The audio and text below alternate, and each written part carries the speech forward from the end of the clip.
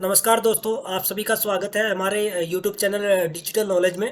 आज मैं आपको बताना चाहूँगा कि जो जीजे यूनिवर्सिटी हिसार के द्वारा वीबॉक्स वेबसाइट पर जो ऑनलाइन एग्ज़ाम जो बच्चों के लिए जा रहे हैं, स्टूडेंट्स के जो लिए जा रहे हैं, उनके बारे में जो 15 तारीख को जो खबरें आई थी, 15 फरवरी 2022 को, कि कुछ बच्चों के साथ बहुत इश्यूज हुए थे क्योंकि पहला एग्ज़ाम था।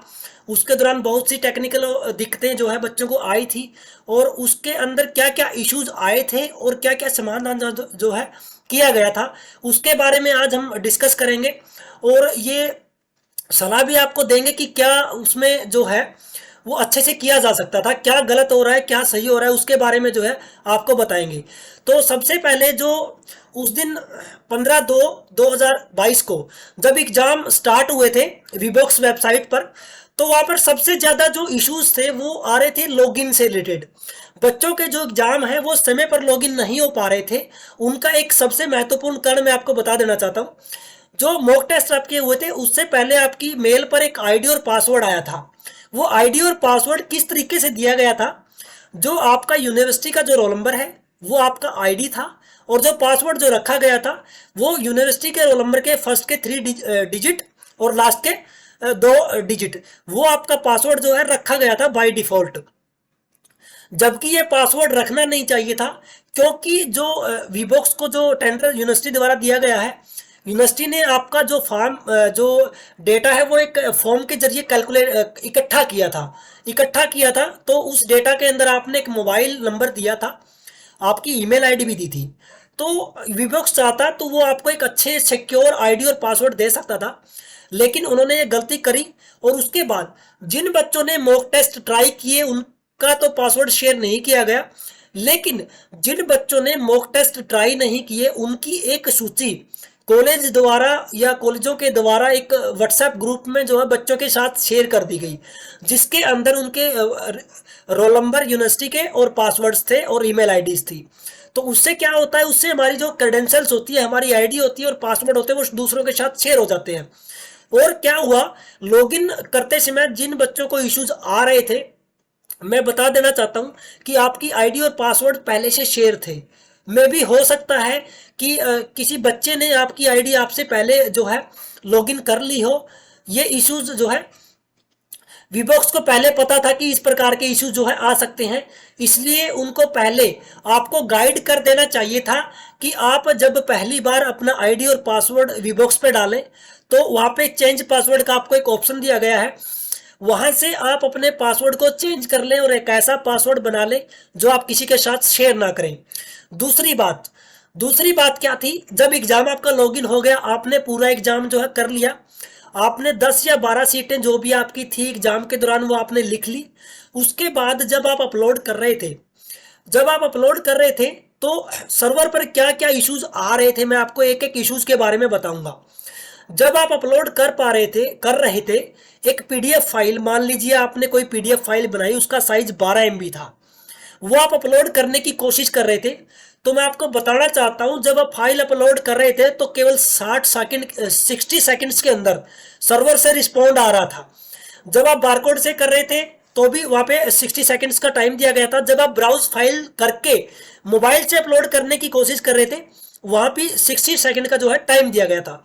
अगर आप एक पीडीएफ बनाएंगे जिसका साइज 15 MB या फिर 20 MB के करीब होगा, और आपके इंटरनेट की स्पीड इतनी नहीं होती कि आप 60 सेकंड्स के अंदर उसको अपलोड कर पाए, सबसे मेन इशू आपके साथ ये आ रहा था।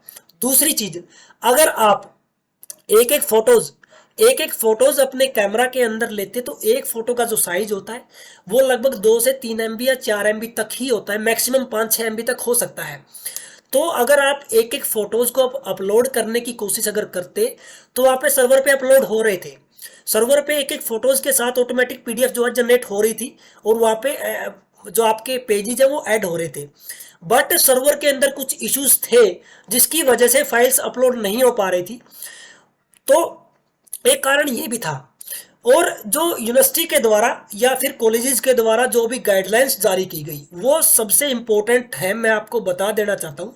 यूनिवर्सिटी द्वारा ये बताया गया कि सर्वर डाउन होने की वजह से जिन बच्चों ने आंसर शीट अपलोड नहीं की उनके लिए हमने कुछ ईमेल आईडीज बनाई है, जिस पे आपको स्क्रीनशॉट आपको एग्जाम के दौरान लिया गया स्क्रीनशॉट, हालांकि वो स्क्रीनशॉट बताया गया है कि जब एग्जाम आपने पूरा कर लिया और सर्वर पे इशू था उसी टाइम का होना चाहिए, ना कि आपके एग्जाम के दौरान का होना चाहिए। एग्जाम कर लेने के बाद जो 30 मिनट का जो आपको टाइम दिया गया है उसके दौरान आपको जो इश्यूज आ रहे थे उसका होना चाहिए। उस स्क्रीनशॉट के साथ आपको एक पीडीएफ फाइल बना के अपने पेपर की, अपनी आंसर शीट की, और जो ईमेल आईडी जारी की गई है, विभिन्न कॉलेजों की अलग अलग ईमेल आईडी जो है जारी की गई है, उन पर आपको भेजना है। अब मैं आपको संज्ञान में एक बात लेकर आना चाहता हूं कि हेल्प डेस्क पर जब आप बच्चे कॉल कर रहे थे, वहां पर किसी भी हेल्प डेस्क के जो ग्राहक सेवा अधिकारी है उसने आपको गाइड नहीं किया कि आप एरर का स्क्रीनशॉट ले लें। एरर का आप स्क्रीनशॉट ले लें ताकि आपको भविष्य में उस एरर के स्क्रीनशॉट की जरूरत पड़े तो वह दिखाया जाए, लेकिन किसी भी ग्राहक सेवा अधिकारी के द्वारा स्क्रीनशॉट लेने की बात नहीं की गई। उनके द्वारा एक ही बात की गई कि आप पीडीएफ जो अपलोड कर रहे हैं उसका साइज कंप्रेस कर लीजिए, साइज को कम कर लीजिए, ज्यादा कर लीजिए, ये चीजें उनके द्वारा बताई गई। हालांकि उनको भी कंप्लीट जानकारी नहीं थी। अगर वो बच्चों को गाइड करते कि बच्चों आप इमेजेस फाइल्स को अपलोड करने की कोशिश करें, 1 बाय 1 में भी अपलोड हो रही है सर्वर पे, उन्होंने ये भी किसी बच्चे को गाइड नहीं किया, वो भी सबसे बड़ी कमी थी। अब उसके बाद मैं बताना चाहूंगा यूनिवर्सिटी ने जो फैसला लिया है, मेरे हिसाब से वो बहुत ही गलत फैसला है। बिकॉज जो स्क्रीनशॉट बच्चों ने लिए हैं, बहुत सारे बच्चों ने लिए हैं, बहुत सारे बच्चों ने नहीं लिए क्योंकि उनको नहीं पता था। जिन बच्चों ने स्क्रीनशॉट ले लिए हैं वो बात तो ठीक है, लेकिन जिन्होंने नहीं लिए वो क्या कर रहे हैं, वो बच्चे स्क्रीनशॉट्स को एडिट करवा रहे हैं। एडिट किसी से या करवा रहे हैं या कर रहे हैं, क्योंकि उनके पास स्क्रीनशॉट नहीं है। तो स्क्रीनशॉट एडिट किया जा सकता है, पहली बात। अगर बच्चे ने 10 बजे स्क्रीनशॉट लिया है उसको 1 बजे का स्क्रीनशॉट बनाया जा सकता है। उसके बाद जिन बच्चों ने पीडीएफ की बात मैं आपको बताना चाहूंगा अपलोड नहीं हुई, उस केस में क्या होगा। जिन बच्चों की पीडीएफ फाइल सर्वर पर सक्सेसफुली अपलोड हो गई, उनका एग्जाम हो गया, उन बच्चों ने मे बी अपना जो पेपर है वो 60 नंबर का किया होगा, 70 का भी किया होगा या 80 का भी जिन्होंने कर दिया होगा। अब जो बच्चे बच गए जिनकी सर्वर की वजह से फाइल अपलोड नहीं हो पाई, वो चाहेंगे कि अपना पेपर पूरा कर लें, क्योंकि उसका किसी के पास कोई प्रूफ नहीं है कि उस बच्चे ने कितने नंबर का पेपर किया है। सबसे मेन बात यही आती है, उस बच्चे ने कितने नंबर का पेपर किया है। वो बच्चा चाहेगा कि वो अपना एग्जाम जो है 80 यानी 80 के 80 नंबर का करें। ये बात सबसे मेन ध्यान में रखने वाली है। पहली बात, स्क्रीनशॉट को एडिट किया जा सकता है, स्क्रीनशॉट को एडिट करके ईमेल किया जा सकता है। अगर बच्चे ने उस टाइम पे 60 नंबर का पेपर किया था तो वो 80 नंबर का करके मेल पे भेजा जा सकता है। ये सबसे मेन इशू। अब इस मामले में मैं आपको बताना चाहूंगा कि कॉलेज के स्टाफ्स को भी इन्वॉल्व किया जा रहा है। जब आप वीबॉक्स को टेंडर दे चुके हैं, उनको एक मोटी रकम या उनको जो भी पैसा निर्धारित किया गया था वो एग्जाम लेने के लिए दिया गया है उनको, फिर भी उनके सर्वर पे कुछ इश्यूज पहले दिन आए हैं। तो मैं आपको गाइड करना चाहूंगा कि आप एक यूनिवर्सिटी की वेबसाइट के ऊपर आप एक लिंक जारी करें।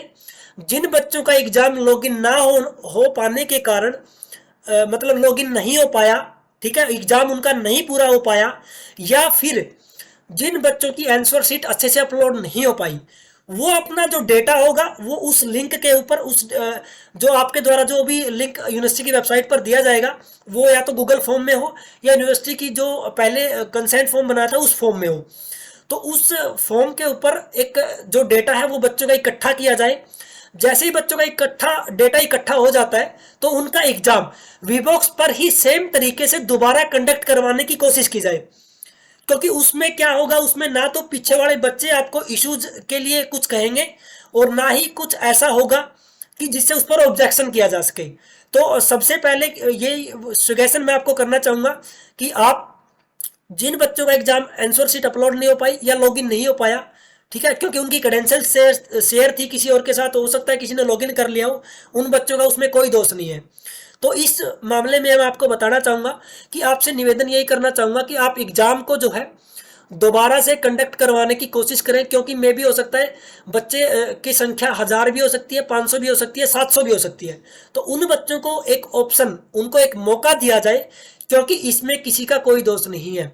आप पूरा दोष बच्चों को नहीं दे सकते, पूरा दोष वीबॉक्स को नहीं दे सकते, पूरा दोष यूनिवर्सिटी को नहीं दे सकते।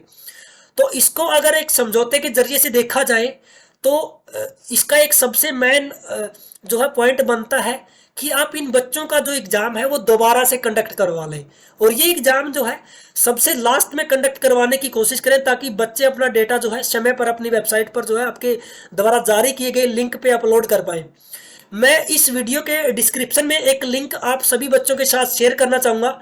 जो बच्चे इस फैसले के जो है हकदार है, मतलब इस फैसले के हक में है, और बच्चे जो रेटिंग देना चाहते हैं वो रेटिंग जो है वहाँ पे उस फॉर्म के अंदर जो है आप दे सकते हैं, जो होगा वीडियो का उसके अंदर मैं इसको जो है डाल दूंगा।